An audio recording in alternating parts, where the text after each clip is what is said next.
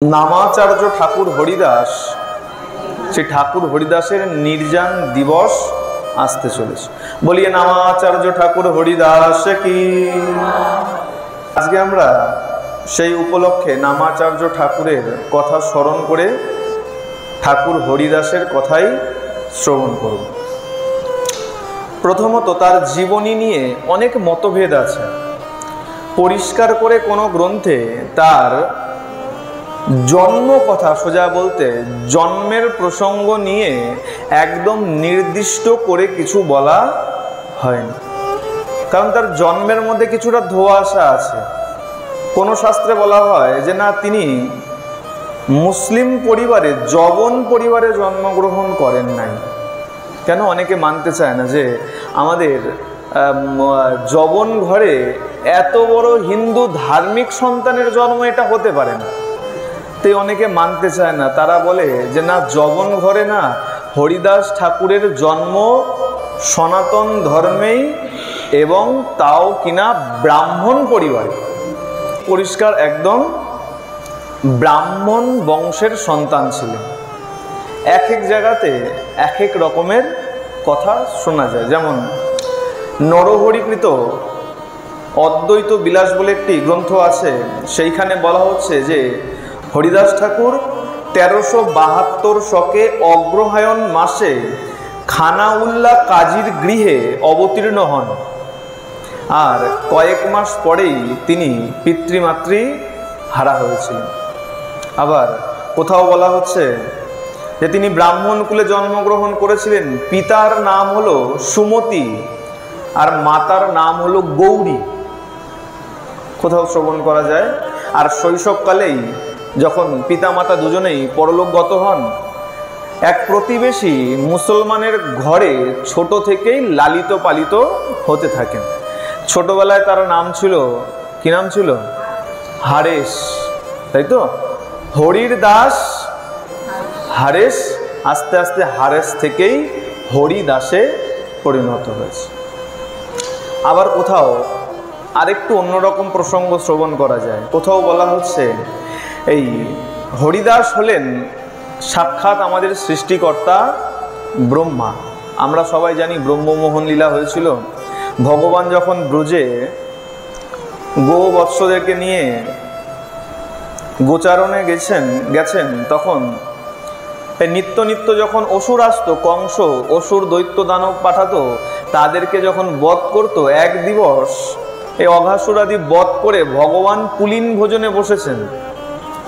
सब सखारा जार बाड़ी थेके जा निये एसेछे सेगुलो आहार करार जन्य यमुनार पारे पुलिन भोजन करवार जन्य गोल करे बसेछेन।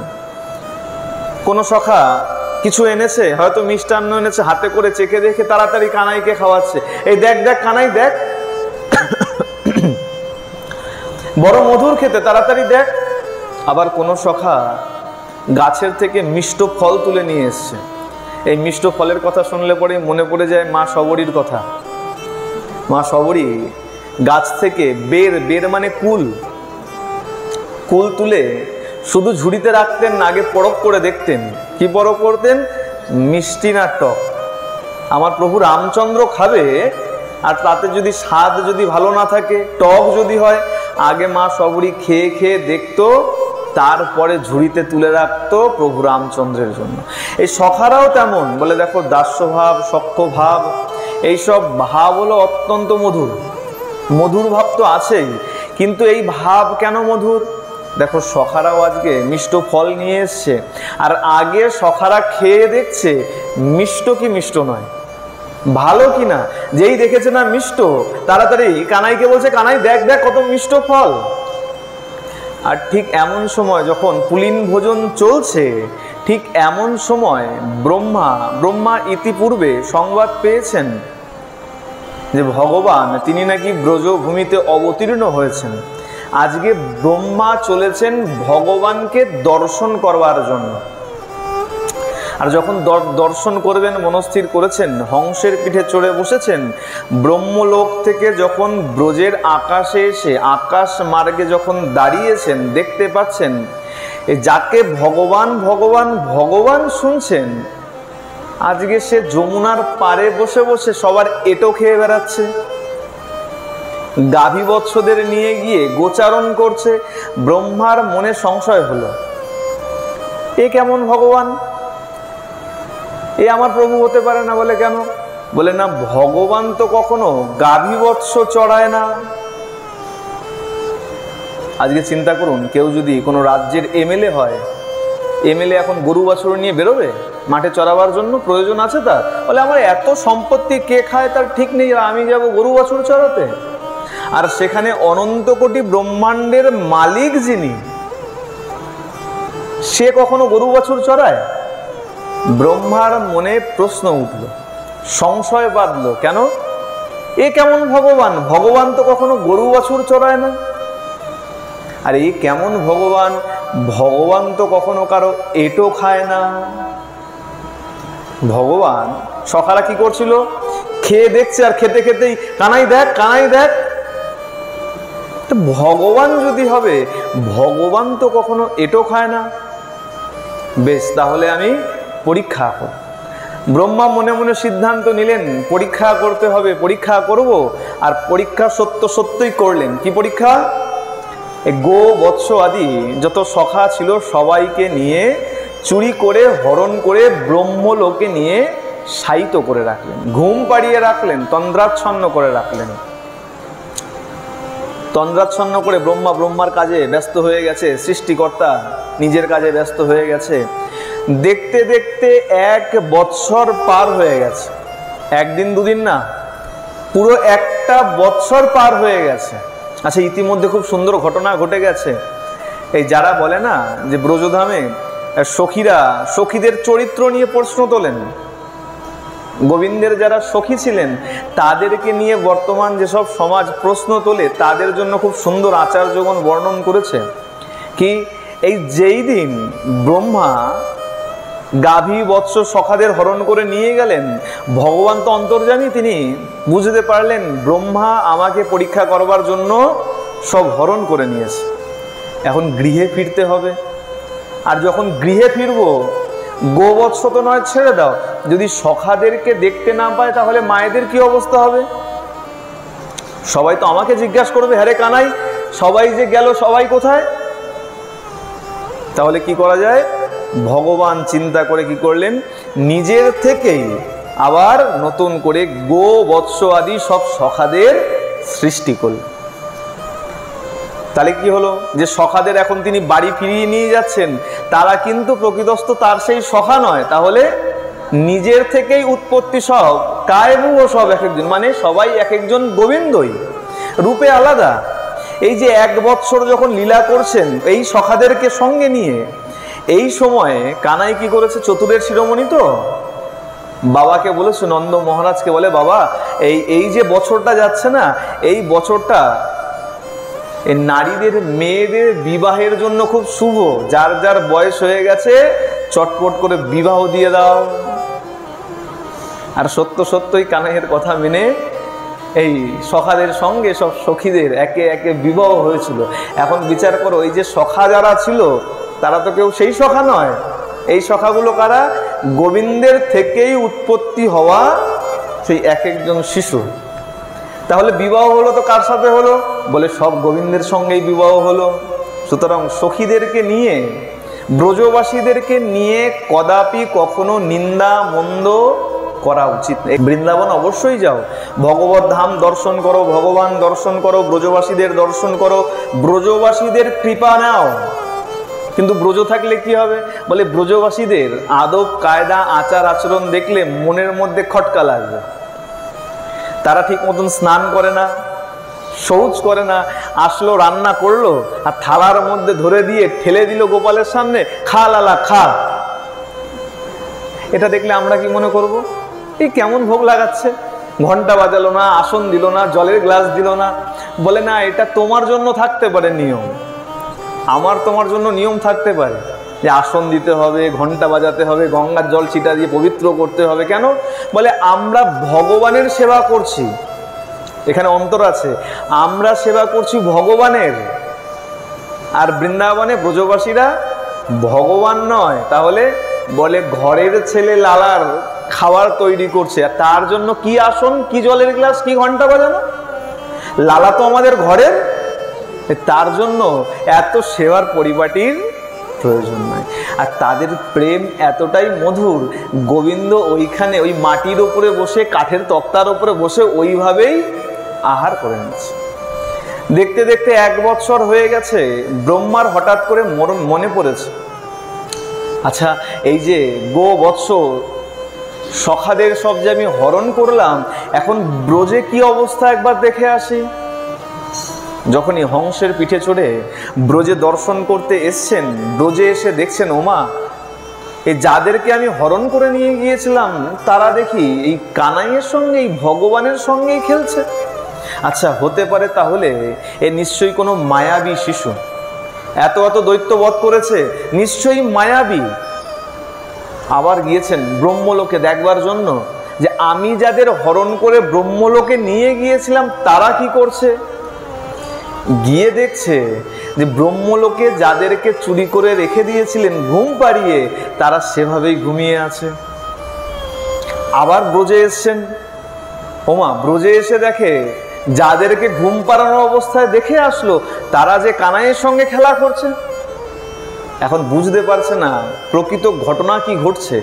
আমি যখন যাচ্ছি তখন কি আবার এদেরকে পাঠিয়ে দিচ্ছে, আবার আমি যখন আসছি তখনই কি তাদেরকে নিয়ে আসছে, না ঘটনা কি ঘটছে বুঝতে পারছে না। কি করেছেন তিনি, অনেক উঁচু মার্গে উঠে গেছেন, আকাশপথে অনেক উঁচুতে উঠে গেছেন, যেখান থেকে এই ব্রজভূমি আর ব্রহ্মলোক একসঙ্গে দেখা যায়। বলে একসঙ্গে যদি দেখতে পারি তাহলে বুঝতে পারবো যে ব্রহ্মলোকে যাদের রেখেছিলাম তাদেরকেই নিয়ে যাচ্ছে, নাকি ব্রহ্মলোকে যারা ঘুমিয়ে আসে তারা আলাদা আর ব্রজভূমিতে যারা তারা আলাদা। যখন অনেক উঁচুতে উঠে গেছে, ব্রহ্মা দেখছেন যাদেরকে ব্রহ্মলোকে ঘুম পাড়িয়ে রেখেছিলেন তারা তেমনই ঘুমিয়ে আছে, আর ওদিকে ভগবান যাদেরকে নিয়ে খেলছিলেন তাদেরকে নিয়েই খেলায় রত আছে। বুঝতে পারলেন যে না আমি ভুল করেছি, ইনি সত্যই ভগবান, আমার পিতা ব্রহ্মের সন্তান, তাই বলা হয় ব্রহ্মা। আমার পিতা পরম ব্রহ্ম, তিনি হংসে করে চড়ে আবার এসে ভগবানের কাছে নেমে প্রণাম করেছেন। ইতিপূর্বে তিনি দর্শন করে নিয়েছেন ভগবানের কৃপায়। এই যে ছোট ছোট বৎস যাদেরকে দেখছে, সখা যাদেরকে দেখছে, তারা কেউ বৎস সাধারণ সখা নয়, তাহলে ভগবানের কৃপায় তার দর্শন হয়েছে। সবাই এক একজন চতুর্ভুজ রূপধারী ভগবানেরই প্রতিমূর্তি, সবাই ভগবানেরই মূর্তি। বুঝতে পেরেছেন, হংস থেকে নেমে গিয়ে ভগবানের কাছে করজোড়ে মিনতি করেছেন, প্রভু আমি বুঝতে পারিনি, আমি ভুল করে তোমাকে পরীক্ষা করে নিয়েছি, আমাকে ক্ষমা করো। ভগবান এর উত্তরে না তো হ্যাঁ বলেছে, না তো না বলেছে, হ্যাঁও বলেনি নাও বলেনি। এখন আমাদের বুদ্ধিতে কি হয়, বলে হ্যাঁও বলেনি নাও বলেনি, নিজের যেটা স্বার্থ সেটা আমরা বিচার করে নিই। যদি হ্যাঁতে সুবিধা হয় আমরা মনে করি তার মানে হ্যাঁ, আর যদি না মনে করি যে না আমাদের স্বার্থে যদি না মনে হয় তাহলে না ধরে নিই। কিন্তু ব্রহ্মা বিচার করলেন যে প্রভু যখন কিছুই বললেন না তার মানে প্রভু আমাকে ক্ষমা করেন নাই, তাহলে এর জন্য আমাকে প্রায়শ্চিত্ত করতে হবে। অপরাধ যখন করেছি, পাপ যখন করেছি, তার প্রায়শ্চিত্ত করা প্রয়োজন। বেশ, তাহলে কিভাবে প্রায়শ্চিত্ত করব? বলে আগামী তোমার লীলায় আমি নিচ কুলে গিয়ে জন্মগ্রহণ করে আমার এই পাপের প্রায়শ্চিত্ত করব। কোথাও কোথাও এই লীলার নাম হলো ব্রহ্মমোহন লীলা। এই লীলাকে মান্যতা দিয়ে বলা হয় যে ব্রহ্মাই এসছিলেন এই ঠাকুর হরিদাস রূপে। আবার এনার অনেকগুলো পরিচয় পাওয়া যায়। গৌর গণোদ্দেশ দীপিকাতে সেখানে বলা হচ্ছে যে এই ঋচিক বলে এক ঋষি ছিলেন, মহা তপস্বী এক ঋষি ছিলেন, ঋচিক ঋষি। এই ঋচিক ঋষির এক সন্তান ছিল। এটা মুরারি গুপ্তের কর্চাতে সেখানে বর্ণন করা হচ্ছে যে এই সন্তান এক সময় ঋচিক ঋষি যখন সেবায় বসেছে ভগবানের সেবা করবার জন্য, আর সেবা করতে করতে হঠাৎ করে দেখছেন তুলসী পত্র নাই। আর তুলসী পত্র ছাড়া ভগবানের সেবা হয় না। তাড়াতাড়ি সন্তানকে ডেকেছেন, পুত্র তাড়াতাড়ি আয়, তাড়াতাড়ি আমাকে তুলসী পত্র চয়ন করে এনে দে, তাড়াতাড়ি যা, সেবার বিলম্ব হয়ে যাচ্ছে। আর ঋচিক ঋষির সেই সন্তান কি করেছে, তাড়াতাড়ি ছুটে গিয়ে তুলসী পত্র চয়ন করে এনে বাবার হাতে দিয়ে দিয়েছে, ঋচিক ঋষির হাতে অর্পণ করে দিয়েছে। ঋচিক ঋষি হাতে তুলসী পত্র নিয়ে বুঝতে পেরেছেন এই তুলসী পত্র অধৌত, ধোয়া না, গাছ থেকে চয়ন করে সোজা আমার হাতে দিয়ে দিয়েছে। ঋচিক ঋষি ক্রুদ্ধ হয়ে গেছে, আমার পুত্র হয়ে, ঋষি পুত্র হয়ে তোর মধ্যে এতটুকু জ্ঞান নাই যে তুলসী পত্র অধৌত অবস্থায় সেবায় দেওয়া যায় না। যা, আমি তোকে অভিশাপ দিচ্ছি, তুই গিয়ে নিচ কুলে গিয়ে জন্মগ্রহণ কর। এই অভিশাপ দিয়ে দিলেন, নিচ কুলে গিয়ে জন্মগ্রহণ কর। তাই মান্যতা দেওয়া হয় এই ঋচিক ঋষির পুত্র, এবং শুধু এক ঋচিক ঋষির পুত্র নয়, এই ঋচিক ঋষির পুত্র আর প্রহ্লাদ মহারাজের কথা আমরা সবাই জানি। এই দুজনে একত্রে ঠাকুর হরিদাস রূপে জন্মগ্রহণ করেছে। এখন প্রশ্ন হতে পারে, প্রহ্লাদ মহারাজ এত বড় ভক্ত, তিনি কেন ঠাকুর হরিদাস হয়ে আসলেন, এভাবে এত কষ্ট ভোগ করলেন? বলা হচ্ছে যে কোথাও পাওয়া যায় যে ভক্ত প্রহ্লাদও কোনো এক সময় চতুষ্কুমার, ব্রহ্মার 4 পুত্র এসেছিলেন আর তাদেরকে কোনো কারণবশত অবমাননা করে ফেলেছিলেন, কোনো রকমভাবে অবমাননা উপেক্ষা হয়ে গিয়েছিল। আর সেই অপরাধের কারণে এই প্রহ্লাদ মহারাজ এসেছিলেন ঠাকুর হরিদাস। এভাবে ঠাকুর হরিদাসের প্রসঙ্গে অনেক রকম কথা আমরা পাই। আর সেই ঠাকুর হরিদাস 1372 শকে অগ্রহায়ণ মাসের বর্তমান বাংলাদেশের বুরহন গ্রামে সর্বপ্রচলিত মত অনুযায়ী জবন ঘরে এসে জন্মগ্রহণ করেন। ছোট থেকেই ভগবানের নাম সেবা পূজায় অত্যন্ত নিষ্ঠাবান। ছোট থেকেই হারেশ নামের প্রতি একদম ডুবে থাকতেন, সর্বক্ষণ ভগবানের নাম নিয়েই ডুবে থাকতেন। আস্তে আস্তে, যেহেতু নির্জান কথা আছে, সামনে নির্জান তিথি আছে, আমরা নির্জানের প্রসঙ্গই আস্বাদন করব। হরিদাস ঠাকুর আস্তে আস্তে যখন বড় হয়েছেন, যৌবন সম্পন্ন হয়েছেন, তখন আমরা দেখতে পাই এক সময় রাজা রামচন্দ্র খাঁ এই হরিদাস ঠাকুরকে নিজের রাজত্ব থেকে তাড়াবার জন্য লক্ষ্য হীরাকে প্রেরণ করেছিলেন। এই কথা আমরা সবাই জানি। লক্ষ্য হীরা একে একে 3-3টে দিন হরিদাস ঠাকুরকে নীচ প্রমাণিত করতে গিয়ে শেষ পর্যন্ত নিজেই হরি নামের বশ্যতা স্বীকার করেছিলেন। বলে, দেখো, এটাই হলো বৈষ্ণব। অন্য অন্য ধর্মে যান, সবাই বদমাস, দুষ্ট, এদেরকে সবসময় তিরস্কার করে দিয়েছে। এতটুকু পর্যন্ত শোনা যায় ঈশা মাসি, মানে সোজা কথায় যিশু, সেও একবার শয়তানের কবলে পড়েছিল। আর শয়তানকে বলেছিল, দূর হ, আমার থেকে দূরে চলে যা, আমার থেকে দূরে চলে যা। আর চিন্তা করুন, শয়তানের শিরোমণি লক্ষ্য হীরা, আজকে লক্ষ্য হীরা আসলো ঠাকুর হরিদাসের কুটিরের সামনে। আর ঠাকুর হরিদাস কি বললেন? বলেননি যে তুমি চলে যাও, কি বললেন? কত সুন্দর নম্র স্বভাব দেখুন। বলে, বৈষ্ণব যদি দেখো, বৈষ্ণব যদি হতে হয় প্রথমে দীনতা থাকতে হবে। বৈষ্ণবের প্রথম লক্ষণই হচ্ছে দৈন্য ভাব, দীনতা, নিজেকে সবসময় নিচু ছোট মনে করা। হরিদাস ঠাকুর কেমন দেখুন, হরিদাস ঠাকুর ওই গণিকা এসছে, এত সুন্দর সেজে এসছে। তিনি কি বললেন?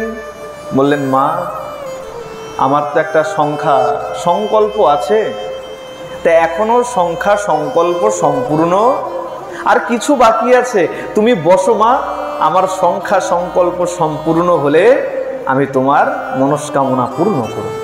বসে গেলেন গণিকা, তুলসী মন্দিরে প্রণাম করে গণিকা বসে গেলেন। প্রথম দিন কাটলো।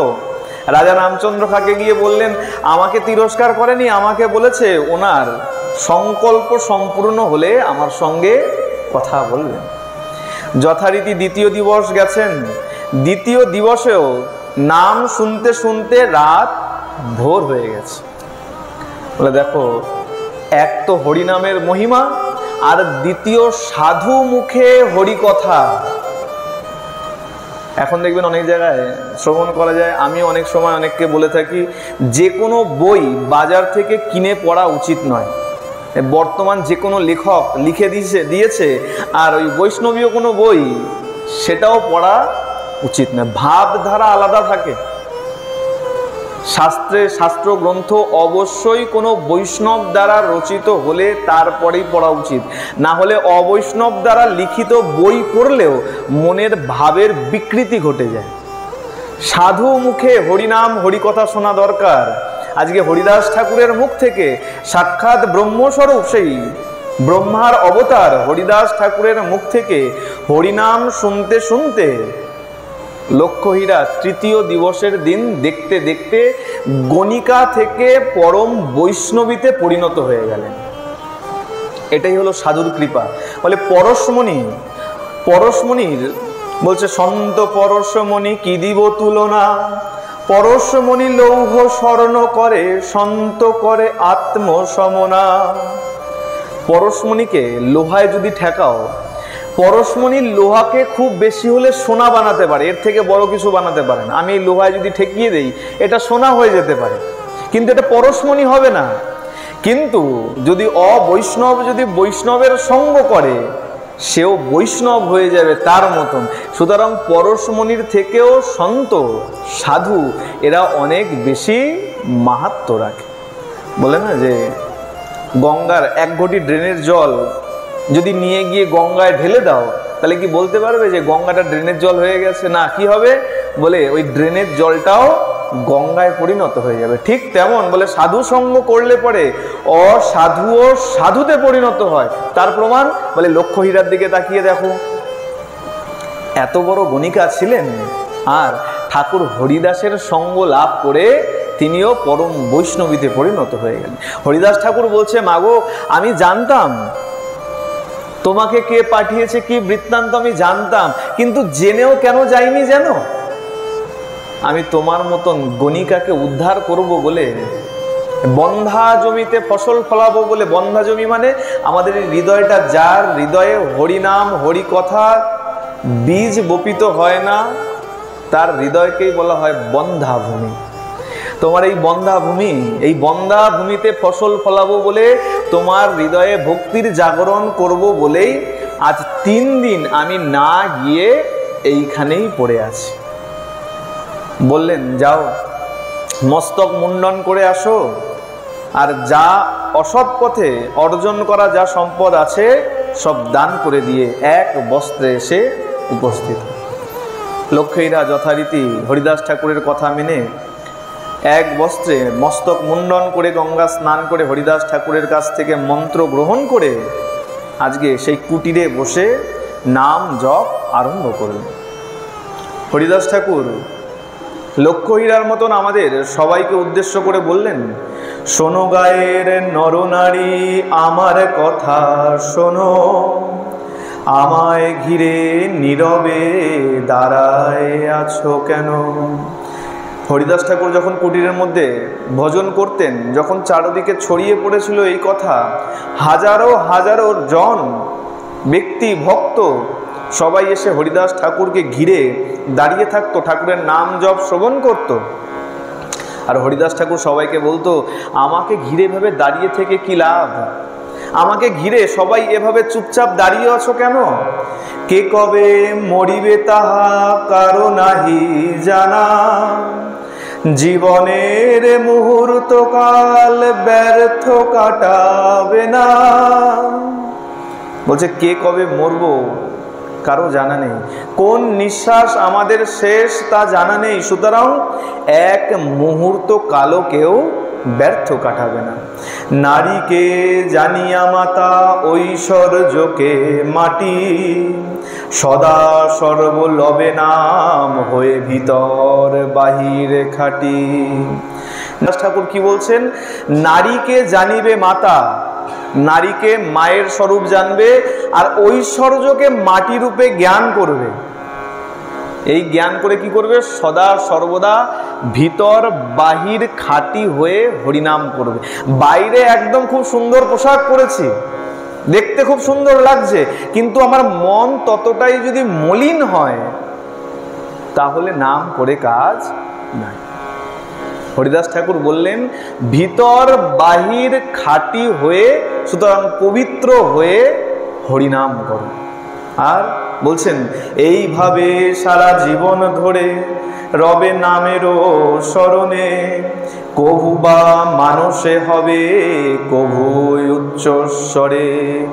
হরে কৃষ্ণ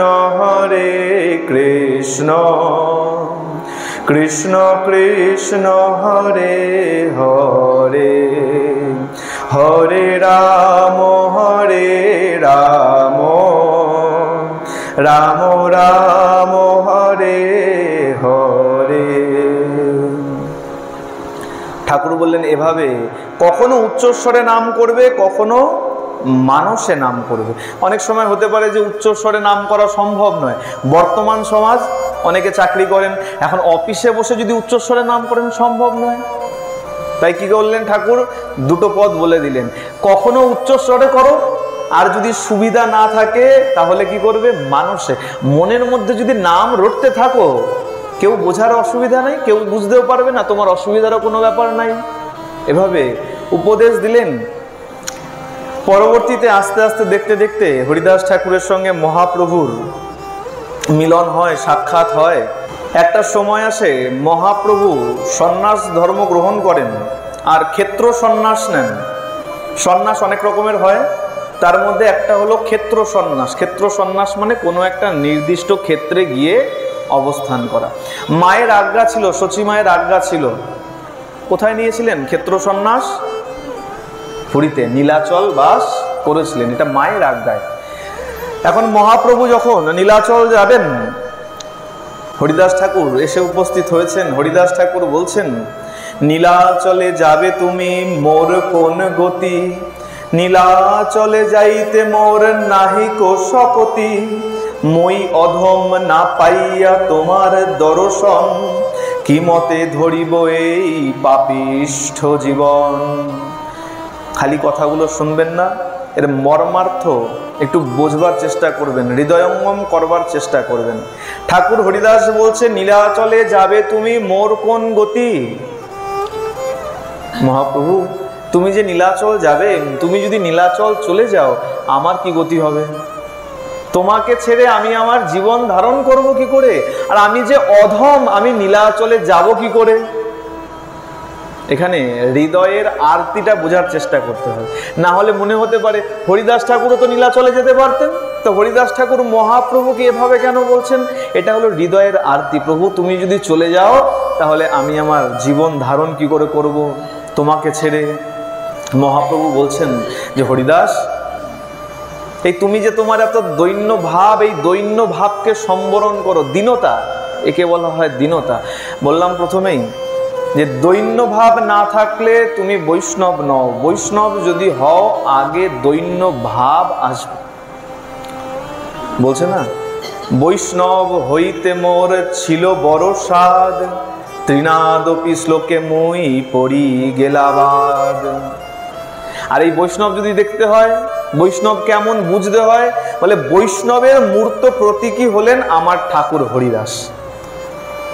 ঠাকুর হরিদাসকে দেখো, হরিদাস ঠাকুর তার সামর্থ্য থাকা সত্ত্বেও মহাপ্রভুকে দীনতার সাথে বলছে যে প্রভু তুমি যদি চলে যাও আমার কি গতি হবে? মহাপ্রভু বলছে হরিদাস করো তুমি দৈন্য সম্বরণ। এই যে তোমার এত দীনতা, এই দীনতাকে সম্বরণ করো। এত দীনতায় আমার হৃদয় মন ব্যাকুল হয়ে যাচ্ছে। হরিদাস করো তুমি দৈন্য সম্বরণ, তোমার দৈন্যে মোর ব্যাকুল মন প্রাণ। তোমা লাগি জগন্নাথে করিব নিবেদন, তোমা লইয়া যাব আমি শ্রী পুরুষোত্তম। তোমার দৈন্য সম্বরণ করো হরিদাস, আমি জগন্নাথে গিয়ে, পুরীতে গিয়ে ভগবানের কাছে গিয়ে নিবেদন করব তোমাকে এই পুরীধাম নীলাচলে নিয়ে যাবার জন্য। দেখুন ভক্ত কেমন আর ভগবানও কেমন। ভক্ত এত দৈন্যতা ভক্তের যে মহাপ্রভুর মনকে পর্যন্ত বিচলিত করে দিচ্ছেন। বলে ভগবানের হৃদয়কে যদি কেউ বিচলিত করতে চায় সেটা হলো একমাত্র ভক্তের ভক্তি। আর ভক্তের ভগবান কেমন? মহাপ্রভু বলেন নাই যে আমি তোমাকে আমার সঙ্গে নিয়ে যাই, কেন? বলে তিনি ভগবত্তার প্রকাশ করতে চান না, আমি ভগবান এই বিষয়টা তিনি কাউকে নিজ মুখে বলতে চান না। তিনি কি বললেন? আমি জগন্নাথে গিয়ে তোমার জন্য নিবেদন করব। আরে যে ভগবান সে আবার ভগবানের কাছে কি নিবেদন করবে? তাহলে এখানে দেখুন যে ভক্ত কেমন আর ভক্তের ভগবানও কেমন। মহাপ্রভু বলছে যে আমি জগন্নাথে গিয়ে তোমার জন্য নিবেদন করব।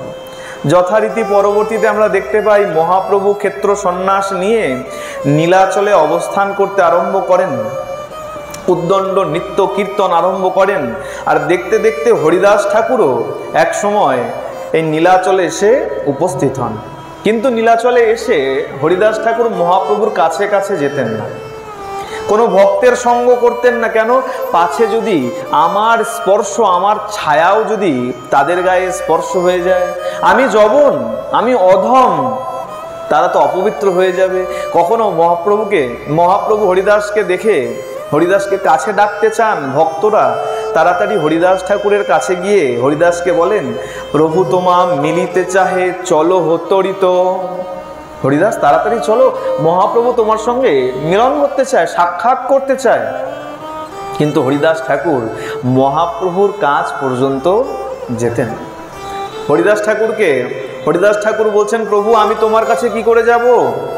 এই মন্দিরের কাছে কি করে যাব? আমি যে নীচ, আমি যে অধম, মই নিচ জাতি ছাড়, মন্দিরের নিকটে যাইতে মোর নাহি অধিকার। নিভৃত্ত টোটা মধ্যে যদি স্থান পাই, তাহা পরিরহ একা কাল গোয়াই। জগন্নাথের সেবক যাহা স্পর্শ নাহি হয়, তাহা পরিরহ মোর এই বাঞ্ছা হয়। প্রভু যদি একটা ছোট টোটা, একটা ছোট্ট বাগান, একটা কুটির পাই, তাহলে সেখানেই পড়ে থেকে আমি তোমার নাম কীর্তন করতে চাই। কেন? বলে আমি যদি কোথাও যাই, জগন্নাথের সেবক যারা আছেন, প্রভুর সেবক যারা আছে, যদি আমার স্পর্শ তাদের হয়ে যায়, আমার ছায়া যদি তাদের মারিয়ে যায়, তাহলে তারা তো অপবিত্র হয়ে যাবে। মহাপ্রভু হরিদাস ঠাকুরের মনের ভাব বুঝতে পেরে কি করেছেন? কাশী মিশ্রের একটা বাগান বাড়ি ছিল, টোটা, এখনো গেলে দেখতে পারবেন কাশী মিশ্রের সেই হরিদাস ঠাকুরের টোটা, কাশী মিশ্রের টোটাটা এখনো আছে। মহাপ্রভু কাশী মিশ্রের কাছ থেকে সেই বাগান বাটিটি, টোটাটি চেয়ে নিয়ে হরিদাস ঠাকুরকে দিয়েছিলেন যে এইখানে থেকে তুমি নাম জপ করো, তোমার ভজন করো, আর রোজ প্রত্যহ আমি ভগবান দর্শনের পর আমি আসব তোমার সঙ্গে সাক্ষাৎ করতে। বলে দেখো আচার্যগণ বলছে এখানে এই প্রকৃতির একটা উল্টো নিয়ম কাজ করে গেছে। কি কাজ? বলে যেখানে সমুদ্রে সব নদীরা আসে মিলিত হবার জন্য, আর আজকে সমুদ্র ছুটেছে নদীর দিকে, নদীর সঙ্গে মিলিত হব বলে। যত নদী আছে পৃথিবীতে, যত নদী আছে, সবার একটাই লক্ষ্য। কি লক্ষ্য? বলে সমুদ্রে গিয়ে মিলিত হব। আর আজকে সমুদ্র, প্রেম সমুদ্র, মহাপ্রভু ছুটেছে কোন দিকে? হরিদাস ঠাকুর রূপী ওই নদীর সঙ্গে মিলন হওয়ার জন্য। বলে এখানে উল্টো নিয়ম যেন কাজ করে গেছে। হরিদাস ঠাকুর আজকে নিত্য ভজন করেন ওই ছোট্ট টোটার মধ্যে বসে, আর মহাপ্রভুর এক পরম সেবক নাম গোবিন্দ নিত্য ভগবানের প্রসাদ নিয়ে হরিদাস ঠাকুরকে দিতে আসে। তার নাম গোবিন্দ। একদিন গোবিন্দ মহাপ্রসাদ লইয়া হরিদাসে দিতে গেলা আনন্দিত হইয়া, দেখে হরিদাস ঠাকুর করিয়াছে শয়ন, মন্দ মন্দ করিতেছেন নাম সংকীর্তন। গোবিন্দ মাথায় করে মহাপ্রসাদ, এক তো জগন্নাথ পেয়েছেন, তারপরে মা বিমলার ভোগ লেগেছে, আর তারপরে সেই প্রসাদ আমার রাধা গোবিন্দের মিলিত তনু মহাপ্রভু গ্রহণ করেছেন। এখন ওই প্রসাদ আর সামান্য প্রসাদ নাই, মহা মহা মহাপ্রসাদে পরিণত হয়েছে। আর সেই প্রসাদ গোবিন্দ মাথায় করে নিয়ে এসছেন। হরিদাস ঠাকুরকে ডেকেছেন, ঠাকুর এই প্রসাদ নিয়ে এসছি, প্রসাদ নাও। কিন্তু আজকে অদ্ভুত দৃশ্য দর্শন করছেন, কি যে ঠাকুর বসে বসে নাম নেয়, আজকে সেই ঠাকুর শায়িত হয়ে শয়ন করে মৃদু মৃদু স্বরে নাম নিচ্ছেন। গোবিন্দ দেখে ঠাকুরকে যখন ডেকেছেন, ঠাকুরকে বলছেন, ঠাকুর তাড়াতাড়ি এসো, প্রসাদ নাও, প্রসাদ এনেছি। গোবিন্দ কহে উঠো, আসি করহ ভোজন। হরিদাস কহে আজি করিব লঙ্ঘন। সংখ্যা সংকীর্তন নাহি পুরে, কেমতে খাইব। মহাপ্রসাদ আনিয়াছ, কেমনে উপেক্ষিব। আমার যে সংকল্প সংখ্যা জপ, সেই জপ এখনো সম্পূর্ণ হয়নি। আমি জপ রেখে নাম ছেড়ে দিয়ে প্রসাদ কি করে পাই? আর তুমি মহাপ্রসাদ এনেছো, প্রসাদকে উপেক্ষাই বা করি কি করে? উভয় সংকট। নাম ত্যাগ করলে নামের অবমাননা, আর প্রসাদ না পেলে প্রসাদের অবমাননা। কি করি এখন? হরিদাস ঠাকুর অনেক বিচার করে কি করেছেন? এত বলি মহাপ্রসাদ করিল বন্দন, এক রঞ্চ লইয়া তার করিল ভক্ষণ। অনেক চিন্তা করে মহাপ্রসাদকে প্রণাম করে তার থেকে এক রঞ্চ মানে এক কণিকা জিহ্বায় দিয়ে আবার নামে ডুবে গেছে।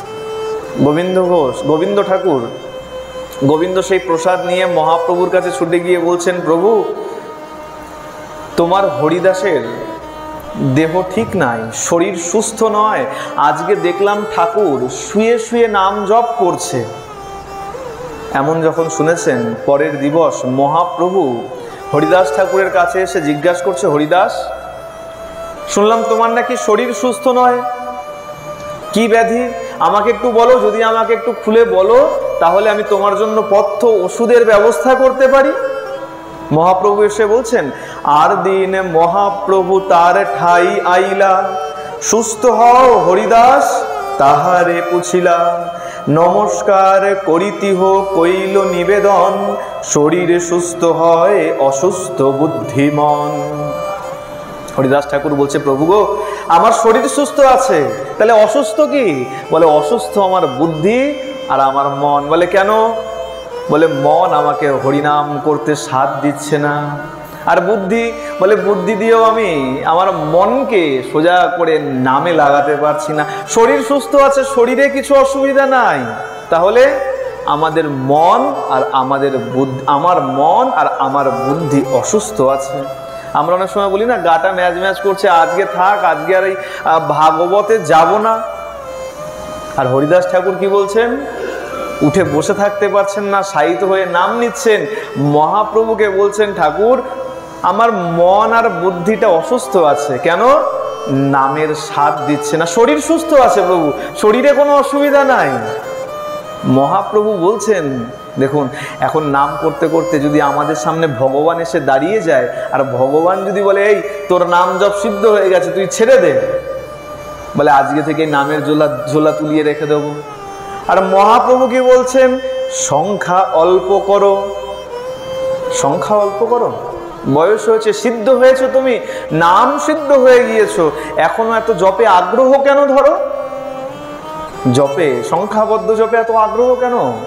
বয়স হয়েছে, সংখ্যায় পূর্ণ হয়েছে, তুমি নামাচার্য, নামে সিদ্ধি লাভ করেছো, সংখ্যা অল্প করো। হরিদাস ঠাকুর বলছে, প্রভু নামের যে মহিমা তুমি ছড়িয়েছো, প্রচার করেছো, সেই মহিমা জানার পর আমি কি করে সংখ্যা অল্প করি?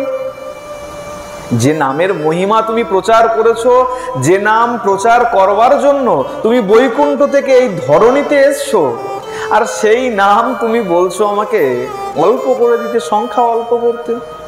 প্রভু তুমি যদি আমাকে কিছু কৃপা করতে চাও, আমার মনের একটা ইচ্ছা আছে, তুমি আমাকে সেই কৃপা করো। কি কৃপা? এক বাঞ্ছা হয় মোর বহুদিন হইতে, লীলা সম্বরিবে তুমি লয়ে মোর চিতে। আমার মন বলছে, প্রভু তুমি লীলা সম্বরণ করবে, অদ্বৈত আচার্য একটি পত্র লিখে পাঠিয়েছিলেন, এটাকে হেয়ালি পত্র বলা হয়। সেখানে তার সহজ অর্থ ছিল যে, প্রভু আমি যে কারণে তোমাকে ডেকে এনেছিলাম সেই কার্য সিদ্ধ হয়ে গেছে, এখন তুমি চাইলে তুমি বৈকুণ্ঠ ধাম ফেরত যেতে পারো। পূজক যেমন ভগবানের যখন পুজো করে আসনে বসে আগে আবাহন করে, ভগবানকে ডাকে, প্রভু তুমি এসো, ইহা গচ্ছ ইহা গচ্ছ ইহা তিষ্ঠ ইহা তিষ্ঠ। দেখবেন ঠাকুর মশাইরা উচ্চারণ করে, মুদ্রা করে, বিভিন্ন মুদ্রা করে উচ্চারণ করে, মন্ত্র করে। কি বলে? বলে তুমি এসো, তুমি এসো, তুমি বসো, তুমি বসো, আমি যা যা তোমাকে অর্পণ করছি তুমি তো এগুলো গ্রহণ করো। আর যখনই পূজা হয়ে যায় ঘন্টা বাজিয়ে ওই ঘটের দড়ি ছিঁড়ে বলে, প্রভু আমার পূজা সাঙ্গ হয়েছে, আমাকে বর দিয়ে তুমি আবার ফিরে যাও।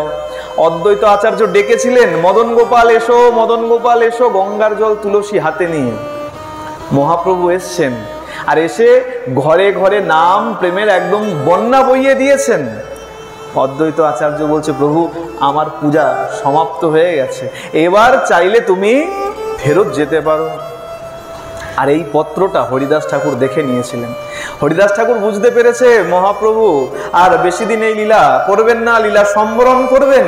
তাই মহাপ্রভু বললেন, মহাপ্রভুকে হরিদাস ঠাকুর বললেন যে, সেই লীলা প্রভু তুমি আমাকে কখনো দেখাবেন, তোমার আগে আমাকে পার করবে। সেই লীলা প্রভু মোরে কভু না দেখাইবা, আপনার আগে মোর এ দেহ পারিবা। কিন্তু এই যে আমাকে যে পার করবে, আমার একটা বাঞ্ছা আছে, একটা বাসনা আছে প্রভু। মহাপ্রভু বললেন, হরিদাস কৃষ্ণ ইচ্ছাময়, তুমি যখন চেয়েছো, ভক্তের মনোবাসনা গোবিন্দ কখনো অপূর্ণ রাখেন। তুমি যখন চেয়েছো অবশ্যই তেমনই হবে। আর হরিদাস ঠাকুর বলছেন, আমার একটা বাসনা আছে প্রভু। কি বাসনা? খুব সুন্দর বাসনা। আমার মনে হয় এই পংক্তি কটা কৃষ্ণদাস কবিরাজ গোস্বামীপাদের চৈতন্য চরিতামৃতে বর্ণন করা এই পংক্তি কটা আমাদের সবার মনের মধ্যে গেঁথে নেওয়া উচিত। হরিদাস ঠাকুর বলছেন, হৃদয়ে ধরিমু তোমার কমল চরণ, নয়নে হেরিমু তোমার ওচাদ বদন, জিহ্বায় উচ্চারিব তোমার কৃষ্ণ চৈতন্য নাম, এই মতো মোর ইচ্ছা ছাড়িমু পরাণ। আমি কিভাবে পরাণ ত্যাগ করব? হৃদয় তোমার রাতুল রাঙা চরণকে ধারণ করব, আর নেত্র দিয়ে তোমার ওই মুখবৃন্দ দর্শন করতে করতে জিহ্বায় শ্রীকৃষ্ণ চৈতন্য নাম উচ্চারণ করতে করতে আমি আমার এই দেহ ত্যাগ করব। এটাই আমার বাসনা। ভগবানও গীতাতে এই কথাই বলেছেন, অন্তকালে চ মামেব শরণ মুক্তা কলেবরম প্রয়াতি সমদ্ভাবম ইয়াতি নাস্তত্র সংশয়। অর্জুনকে বললেন, অন্তিম কালে যে যে চিন্তা করতে করতে দেহত্যাগ করে সে সেই ধাম গমন করে। যে ভালো চিন্তা করে সে ভালো ধাম গমন করে, যে আমার চিন্তা করে সে আমার ধামে গমন করে। হরিদাস ঠাকুরও সেই বর চেয়ে নিলেন, আমি যেন তোমার মুখমণ্ডল মুখপদ্ম দর্শন করতে করতে তোমার হৃদয়কে হৃদয়ে ধারণ করে তোমার নাম উচ্চারণ করতে করতে যেন আমার দেহ ত্যাগ করতে। মহাপ্রভু একটু বেদনাপ্লুত হলেন, বলে, দেখো ভগবান কখনো ভক্তকে ছাড়তে চান। মহাপ্রভু বললেন, বেশ হরিদাস, কিন্তু তুমি এতটুকু বিচার করলে না, এই যে তুমি চাইলে এটা তোমার যোগ্য নহে। কিন্তু হরিদাস, আমার যে কিছু সুখ সব তোমা হইতে, আমার যা কিছু সুখ সব তোমাকে নিয়ে, তোমার যোগ্য নহে আমার ছাড়িতে। এই যে তুমি আমাকে ছেড়ে চলে যাবে, এটা কিন্তু তোমার যোগ্য বিচার নয়। কিন্তু কৃষ্ণ ইচ্ছাময়, তুমি যেমন বাসনা রেখেছো, কৃষ্ণ ইচ্ছাময় নিশ্চয়ই তেমন পূরণ করবে। যথারীতি পরদিবস ঠিক সেই সময় এসছেন, সেই বেদনার সময়, বৈষ্ণব জগতের বড় বেদনার সেই মুহূর্ত। মহাপ্রভু স্নান সেরে আজকে অতি দ্রুত হরিদাস ঠাকুরের সেই কুটিরে এসে উপস্থিত হয়েছেন। সমস্ত ভক্তগণ সঙ্গে করে হরিদাস ঠাকুরের কুটিরে এসে আজকে নৃত্য আরম্ভ করেছেন, কীর্তন আরম্ভ করেছেন। সমস্ত ভক্তগণ হরিদাস ঠাকুর আর মহাপ্রভুকে ঘিরে আজকে কীর্তনে মেতে উঠেছেন। আর হরিদাস ঠাকুর কি করছেন? হরিদাস ঠাকুর সেই সমস্ত ভক্তদের চরণধুলি নিয়ে নিয়ে নিজের সর্বাঙ্গে, নিজের মস্তকে আজকে মাখতে আরম্ভ করেছেন। হরিদাসের গুণ গাহিতে প্রভুর হইল পঞ্চমুখ, কহিতে কহিতে প্রভুর বাড়ে মহাসুখ। হরিদাসের গুণে সবার বিস্মিত হইল মন, সর্বভক্ত বন্দে হরিদাসের চরণ। বলিয়ে নামাচার্য ঠাকুর হরিদাস কি। সমস্ত ভক্তগণ হরিদাস ঠাকুরকে আজকে ধরে মহাপ্রভুর কাছে এনে যখন বসিয়েছেন, আজকে হরিদাস ঠাকুর কি করেছেন? মহাপ্রভুর চরণকে আজকে নিজের হৃদয়ের মধ্যে ধারণ করেছেন, আর নিজের নেত্র দিয়ে ভগবানের চৈতন্য মহাপ্রভুর মুখ পদ্মের সেই মধু যেন আজকে পান করতে লেগেছেন, আর জিহ্বায় কেবলমাত্র শ্রীকৃষ্ণ চৈতন্য নাম উচ্চারণ করতে লেগেছেন। হরিদাস নিজাগ্রেতে প্রভুরে বসাইলা, নিজ নেত্র দুই ভৃঙ্গ মুখ পদ্মে দিলা। সহৃদয়ে আনি ধরিল প্রভুর চরণ, সর্বভক্ত পদরেণু মস্তকের ভূষণ। শ্রীকৃষ্ণ চৈতন্য শব্দ বলে বারে বার, প্রভু মুখ মাধুরী প্রিয়ে নেত্রে জলধার। শ্রীকৃষ্ণ চৈতন্য শব্দ করিতে উচ্চারণ, নামের সহিত প্রাণ করিল উৎক্রমণ। বলিয়ে নামাচার্য ঠাকুর হরিদাস কি। নেত্র দিয়ে ভগবানের মুখমাধুরী পান করতে করতে ভগবানের চরণকে হৃদয়ের মধ্যে ধারণ করে জিহ্বায় শ্রীকৃষ্ণ চৈতন্য শ্রীকৃষ্ণ চৈতন্য শ্রীকৃষ্ণ চৈতন্য উচ্চারণ করতে করতে হরিদাস ঠাকুর সেখানেই দেহত্যাগ করলেন। সবাই এই দৃশ্য দেখে সবার একটাই কথা মনে পড়ল। কি কথা? সবার পিতামহ ভীষ্মের নির্যানের কথা মনে পড়ল। কেন? বলে সাক্ষাৎ পিতামহ একজন ছিলেন যিনি সাক্ষাৎ ভগবানকে সামনে দণ্ডায়মান অবস্থায় ভগবানকে দর্শন করতে করতে দেহত্যাগ করেছিলেন। আর একজন হলেন ঠাকুর হরিদাস, যার সামনে বলে দেখো পিতামহ ভীষ্ম তো কৃষ্ণকে দর্শন করেছিলেন, রাধা রানীকে দর্শন করেন নাই। আর ঠাকুর হরিদাস আমার রাধা গোবিন্দের মিলিত তনু মহাপ্রভুকে দর্শন করতে করতে তিনি সেই নির্জান লীলা সাঙ্গ করলেন। মহাযোগেশ্বর প্রায় স্বচ্ছন্দে মরণ, ভীষ্মের নির্জান সবার হইল স্মরণ। সবার সেই ভীষ্মের নির্জানের কথা স্মরণ হলো। মহাপ্রভু আজকে হরিদাস ঠাকুরের সেই নিথর দেহকে আলিঙ্গন করে নিয়েছেন। ভক্তরা দেখছেন মহাপ্রভু সেই নিথর দেহকে আলিঙ্গন করে উদ্দণ্ড নৃত্য আরম্ভ করেছেন। বলে কেন? হরিদাস ঠাকুরকে যতবার মহাপ্রভু স্পর্শ করতে যেতেন হরিদাস ঠাকুর ততবার পিছিয়ে পিছিয়ে যেতেন, ঠাকুরকে স্পর্শ করতে দিতেন না। কেন? একটাই চিন্তা, প্রভু আমি যবন, আমি নিচ জাতি, আমাকে যদি স্পর্শ করো তাহলে তুমি অপবিত্র হয়ে যাবে। আজকে মহাপ্রভু হরিদাস ঠাকুরের সেই নিথর দেহকে একদম আলিঙ্গনবদ্ধ করে উদ্দণ্ড নৃত্য আরম্ভ করেছেন। এ কারণেই আচার্যগণ প্রণাম মন্ত্রে বলছেন, নমামি হরিদাসং তং চৈতন্য তঞ্চ তৎপ্রভুম সংস্থিতামপি জন্মূর্তি স্বানকে কৃত্বা নর্তনঞ্জ। আমরা কাকে বন্দন করছি, কাকে প্রণাম করছি? যে হরিদাস ঠাকুরের নিথর দেহকে মহাপ্রভু আলিঙ্গন করে উদ্দণ্ড নৃত্য করেছেন, সেই হরিদাস ঠাকুরের চরণকে আমরা বন্দন করি। এবং সেই হরিদাস ঠাকুরের যিনি প্রভু, মহাপ্রভু গৌর সুন্দর, সেই গৌর সুন্দরের চরণে আমরা প্রণাম নিবেদন করি। সেই নৃত্য আরম্ভ করেছেন ভক্তগণ। মহাপ্রভুর থেকে হরিদাস ঠাকুরের নিথর দেহকে যেন আলাদা করতে পারছেন। মহাপ্রভু বলছেন, হরিদাস এক সময় তোমাকে আলিঙ্গন করতে চাইতাম আর তুমি আমাকে আলিঙ্গন করতে দিতে না, কিন্তু আজকে তোমাকে আমি আলিঙ্গন আবদ্ধ করে নিয়েছি, আজকে দেখি তোমাকে আমার থেকে কে আলাদা করে। ভক্তগণ রীতিমতন বেগ পেয়ে বহু কষ্টে মহাপ্রভুর থেকে হরিদাসকে আলাদা করেছে। কেন?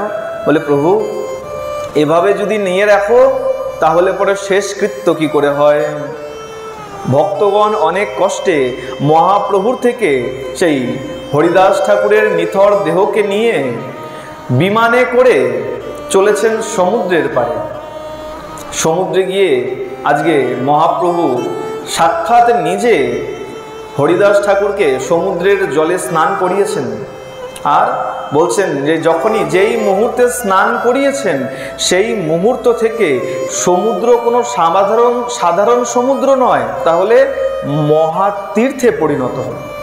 হরিদাসে সমুদ্র জলে স্নান করাইলা, প্রভু কহে সমুদ্র এই মহাতীর্থ হইলা। বলছে যেই মুহূর্তে হরিদাস ঠাকুরকে সমুদ্রের জলে স্নান করিয়েছেন সেই মুহূর্ত থেকে সমুদ্র আর সাধারণ সমুদ্র নয়, মহাতীর্থে পরিণত হয়েছে। স্নান করিয়েছেন, স্নান করিয়ে আজকে সেই সমুদ্রের পাড়েই বালুকা খনন করে হরিদাস ঠাকুরকে সেখানে শয়ন করিয়ে মহাপ্রভু থেকে আরম্ভ করে একে একে ভক্তগণ সবাই তাতে বালুকা অর্পণ করেছে। সবার প্রথমে মহাপ্রভু বালুকা দিয়েছেন, তারপরে একে একে সমস্ত ভক্তগণ বালুকা অর্পণ করেছেন। দেখতে দেখতে সমাধি দেওয়া হয়েছে। মহাপ্রভু সিংহদ্বারে ছুটে এসে নিজের আঁচল পেতে ভিক্ষা মাংতে শুরু করেছেন। আমার হরিদাসের বিজয় উৎসব, সবাই ভিক্ষা দাও।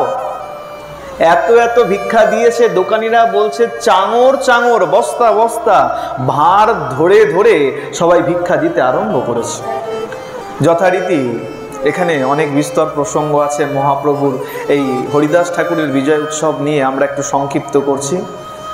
হরিদাস ঠাকুরের সেই বিজয় উৎসবের জন্য সমস্ত প্রসাদের ব্যবস্থা করা হলো, আর মহাপ্রভু নিজ হাতে সেই প্রসাদ বিতরণ করতে আরম্ভ করলেন।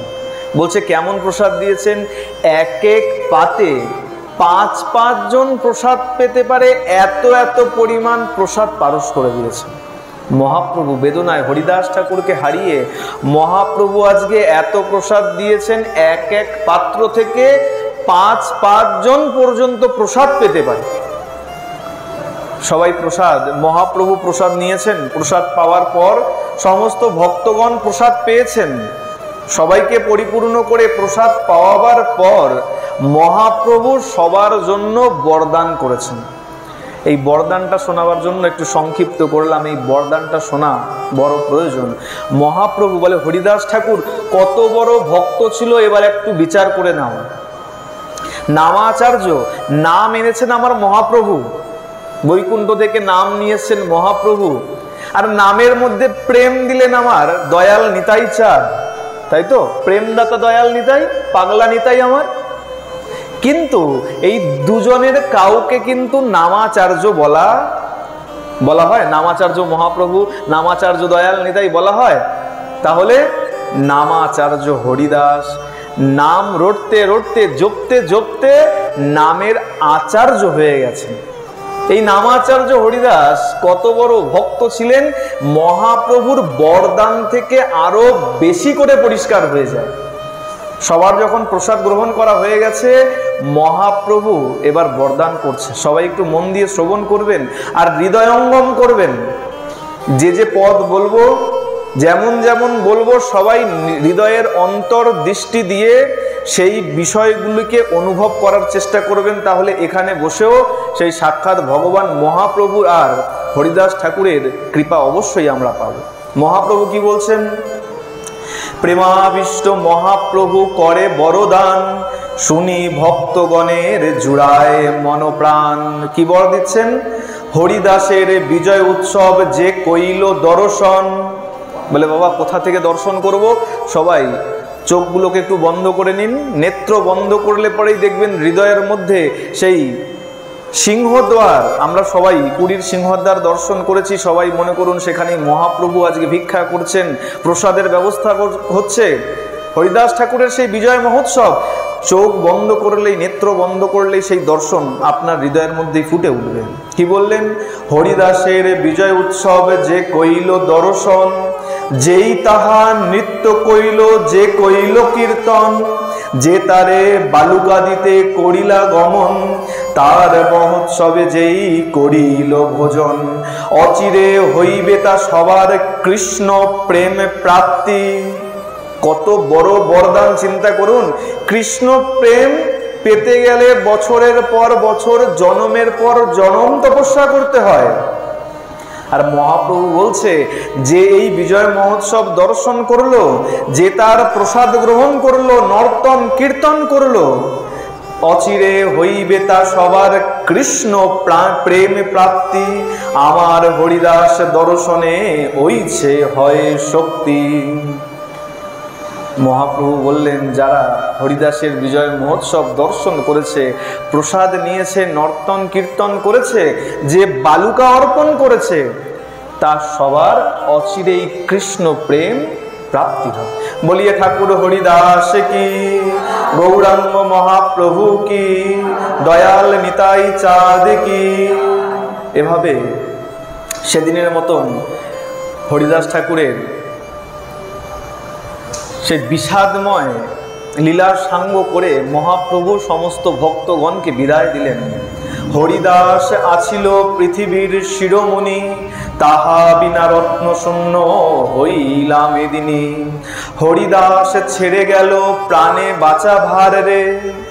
সাক্ষাৎ ভগবান তিনি বলছেন, হরিদাস ছেড়ে গেল প্রাণে বাঁচা ভার রে, দিনে রাতে নাম শোনাতো 3 লক্ষ বার রে। সবে গায়ে জয় জয় জয় হরিদাস, নামের মহিমা যেই করিলা প্রকাশ। বলিয়ে নামাচার্য ঠাকুর হরিদাস কি। দেখতে দেখতে হরিদাস ঠাকুর, হরিদাস নির্জানের সেই বিজয় মহোৎসব হলো।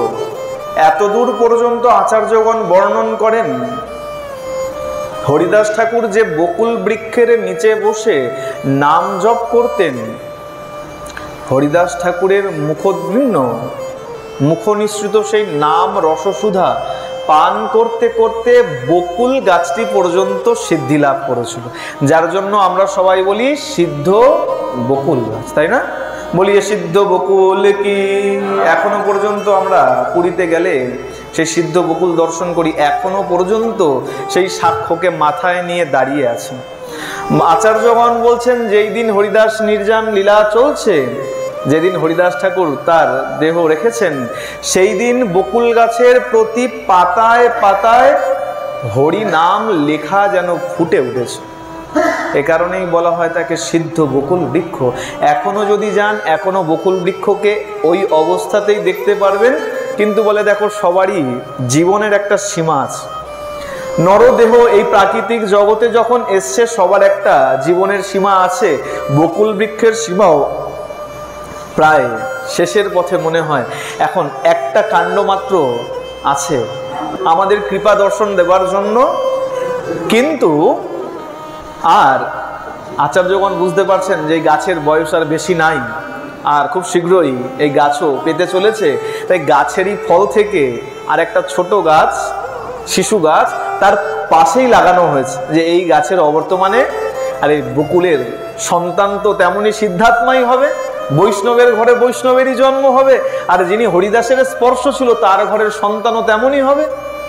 সেই বকুল বৃক্ষের ফল থেকে আরেকটি ছোট গাছ একদম অদূরেই, যারা যাবেন আগামীতে গেলে পরে অবশ্যই দেখবেন একদম অদূরেই সেই বকুল বৃক্ষ এখনো বেশ বড় হয়ে গেছে। সবাই যারা যাবেন অবশ্যই বকুল বৃক্ষের দর্শন করবেন। বকুল বৃক্ষের স্পর্শ করা মানে হরিদাস ঠাকুরের সেই স্পর্শ পাওয়া। হরিদাস ঠাকুরের স্পর্শ আর বকুল বৃক্ষের স্পর্শ কখনো আলাদা বিচার করবেন না। আর সমুদ্রের স্পর্শ মানে সাক্ষাৎ মহাপ্রভু যেখানে নিয়ে গিয়ে হরিদাস ঠাকুরকে স্নান করালেন, যে সমুদ্রের কোলে হরিদাস ঠাকুরকে স্নান করিয়েছিলেন, সেই সমুদ্রে গিয়ে কখনো লাফালাফি ঝাপাঝাপি করে স্নান করা উচিত নয়। সেই সমুদ্রে নেমে সমুদ্রদেবকে একটাই প্রার্থনা করবেন, হে সমুদ্রদেব, যে কোলে তুমি হরিদাসকে স্থান দিয়েছিলে, যে জলে তুমি হরিদাসকে স্নান করিয়েছিলে, কৃপা করে আমার হৃদয়েও সেই ভক্তির স্রোত, সেই ভক্তির ঢেউয়ের জাগরণ করো, কৃপা আমাকে অবশ্যই করো।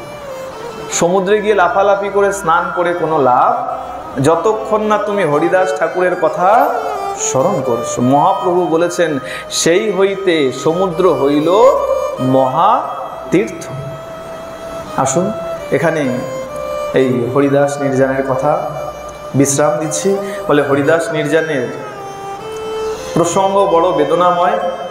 হরিদাস ঠাকুরের কৃপা ভিন্ন এই হরিদাস নির্জানের কথা শ্রবণ করা সম্ভব নয়। আর মহাপ্রভুর কৃপা ভিন্ন তো কোনোভাবেই হরিদাস ঠাকুরের কথা আস্বাদন করা একদম সম্ভব না। আসুন আমরা সর্বশেষ হরিদাস ঠাকুরের চরণে আর মহাপ্রভুর চরণে প্রণাম নিবেদন করে আজকের মতন কথার বিশ্রাম দেব। সবাই মিলে হাত জোড় করে নেবেন আর আমার সাথে সাথে সবাই হরিদাস ঠাকুরকে মনের মধ্যে স্মরণ করে এই মন্ত্র উচ্চারণ করবেন। নমামি হরিদাসং তং চৈতন্য তঞ্চ তৎপ্রভুম সংস্থিতামপি জন্মূর্তি स्वानके कृत्वा नर्तनम जो। बोलिए ठाकुर हरिदास की, नामाचार्य ठाकुर हरिदास की, भक्त वत्सल भगवान की, गौरांग महाप्रभु की, दयाल निताई चाँद की। प्रेम से बोलो जय जय श्री राधेश्याम। आसुन।